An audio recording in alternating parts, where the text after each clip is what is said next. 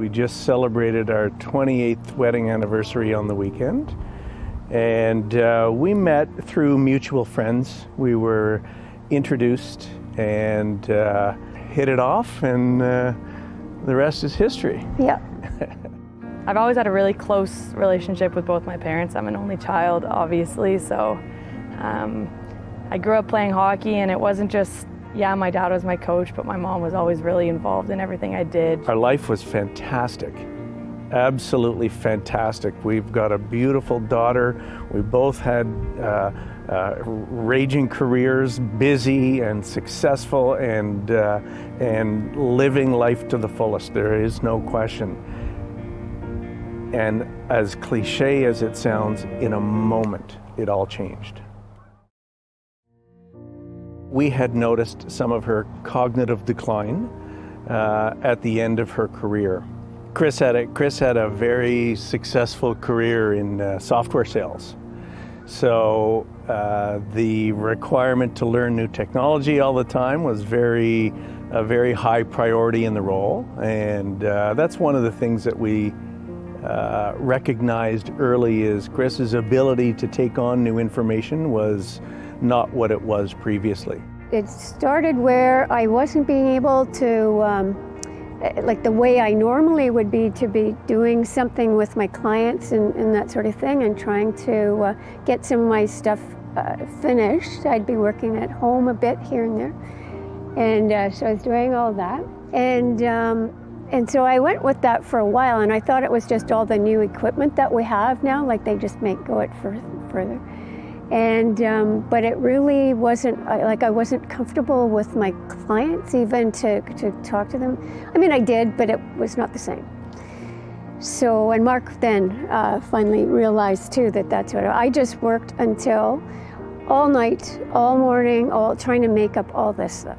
So I would have been in second year university when we started noticing not huge things, but just smaller things, like in her speech and her not fully understanding what was going on in every situation. And with me being away at school, I would notice it more, I think, than my dad would, because I'd be gone for longer periods of time.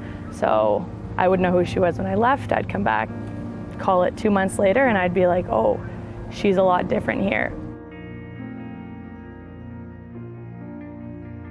In March of 2018, Chris had two cerebral hemorrhages, strokes, effectively, and many of her symptoms were magnified since that point.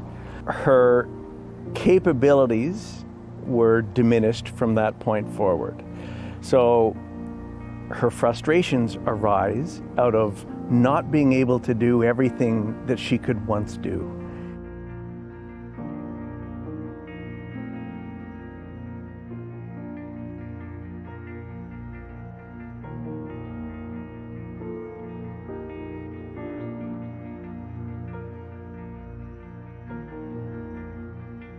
It was actually Chris's GP that referred Chris to the memory clinic at Briere, and that was our first exposure to Briere. Briere was instrumental in Chris's rehabilitation after her stroke. So she did occupational therapy and speech therapy for a few months after the incident, and has been better for it since, for sure. Everything that we've been through and the experience that we've had with Briere has only served to reinforce what I believed to be true when I joined the board some years ago. And that is to say, the work that Briere does is absolutely vital in our community.